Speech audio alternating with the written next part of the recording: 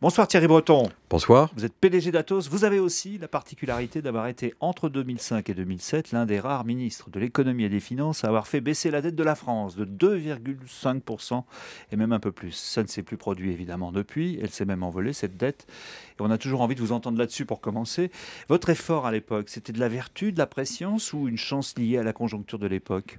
Pas de conjoncture, malheureusement. C'était vraiment une réflexion. C'était le sentiment, la prise de conscience que nous vivions au-dessus de nos moyens. Et lorsque j'ai pris mes fonctions à Bercy et que quelques jours après, je me suis rendu compte que l'ensemble de l'impôt des Français sur le revenu couvrait à peine le remboursement des intérêts annuels de la dette, je me suis dit qu'on ne pouvait plus continuer comme ça. Et c'est vrai, vous avez raison, ça a été l'axe cardinal de ma politique. Baisser la dette de la France, démontrer que c'était faisable, revenir à un excédent primaire, on l'a fait pour la première fois depuis 10 ans. Et puis surtout, on l'oublie aujourd'hui, maintenir en permanence une légère avance macroéconomique par rapport à l'Allemagne. On a l'impression aujourd'hui que l'Allemagne est devant nous depuis toujours. Eh bien non, Luc Évrard. L'Allemagne est devant nous depuis uniquement 4 ans, depuis 2007-2008. On l'a laissé filer. Et c'est pour moi la chose la plus importante que nous vivons aujourd'hui. Lorsque je quitte Bercy, la France a 63,7%, parce qu'on l'a baissé, vous l'avez rappelé tout à l'heure, la dette, d'endettement par rapport au PIB. L'Allemagne a 4 points de plus, 67,7%. L'Allemagne est plus endettée à l'époque. Elle est plus endettée. L'Allemagne a 9,2% de chômage. On en a 7,2%. Donc on avait à ce moment-là une situation macroéconomique qui était en faveur de la France et nous pouvions parler et la relation était équilibrée. Le drame que nous vivons aujourd'hui, et j'emploie ce mot à escient, c'est que nous avons aujourd'hui une Allemagne qui file devant nous tous.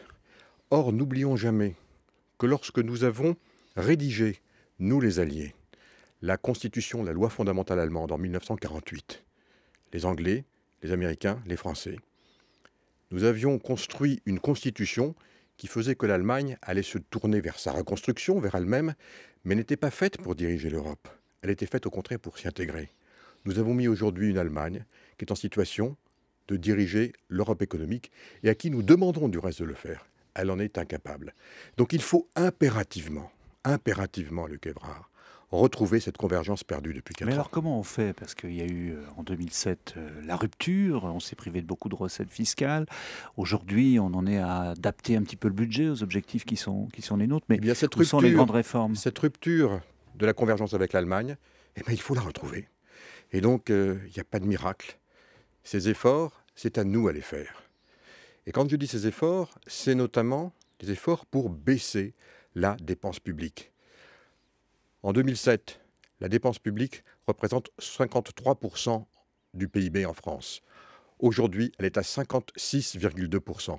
Le chiffre le plus élevé jamais réalisé en France. Jamais on n'a tant dépensé en France pour la dépense publique. Jamais, Luc Évrard. On nous explique que c'était pour mieux traverser la crise avec le moins de dégâts sociaux possible. En Allemagne, elle est de 45%. Est-ce que vous avez le sentiment qu'on a moins bien traversé la crise en Allemagne? Est-ce que vous avez l'impression qu'il y a moins de médecins, moins d'infirmières, moins de dentistes? 10 points d'écart. Mais c'est gigantesque. Et c'est précisément maintenant qu'il faut faire ces efforts. Voyez-vous, lorsque je vois les uns et les autres qui disent, et c'est une très bonne chose, qu'il faut impérativement qu'en 2013, nous soyons à 3% de déficit, revenir à 3% de déficit, ce qui est déjà énorme. L'Allemagne sera à 1,5 cette année, rendez-vous compte. Eh bien, c'est des efforts considérables qu'il y a à faire. Mais on l'a vu dernièrement, l'effort qu'on demande aux Français est nécessaire pour tenir les engagements des 5,6 et 4,6 l'année prochaine de déficit. C'est ce fameux paquet de 12 milliards d'euros. 1 milliard cette année, 12 milliards l'an prochain. Et dont, vous l'avez bien vu, 12 milliards d'augmentation de pression fiscale, d'impôts, appelons les choses comme elles sont, et 1 milliard uniquement de dépenses. On s'y prend mal. C'est tout de suite qu'il faut ajouter un plan complémentaire de réduction des dépenses. Si on attend encore 12 mois ou 18 mois l'élection présidentielle et puis qu'un nouveau gouvernement se mette en place, quelles que soient les échéances, ce qui se passera après les échéances électorales, eh bien on va perdre 18 mois et ça risque d'être 18 mois extrêmement critiques. Donc voyez-vous, je pense qu'il faut, malgré les échéances, tout de suite, se mettre au travail pour baisser la dépense publique, car cette convergence avec l'Allemagne, elle est indispensable. Pendant ce temps, j'allais le dire, les affaires continuent. Vous avez récemment hissé Atos au 7e rang mondial des services informatiques en intégrant l'informatique de Siemens. Le business va bien?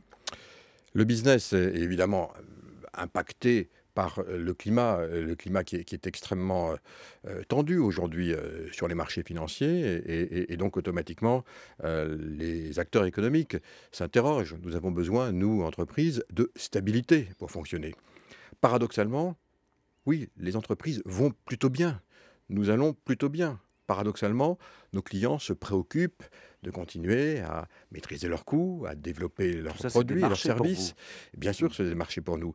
Donc oui, paradoxalement, les choses vont bien, mais c'est vrai qu'il y a des interrogations, des nuages. Va-t-on continuer à pouvoir se financer? Les banques Vont-elles continuer à prêter? vont-elles avoir des problèmes de liquidité? Mhm. Donc ces questions, évidemment, sont des questions qui obèrent un peu, je dirais, la nécessaire capacité d'investissement qui doit être la nôtre. Donc, globalement, les choses vont bien. Sur notre intégration avec la partie informatique de Siemens, les choses se déroulent extrêmement bien. L'intégration est derrière nous. Nous avons maintenant une entreprise qui est présente dans plus de 50 pays.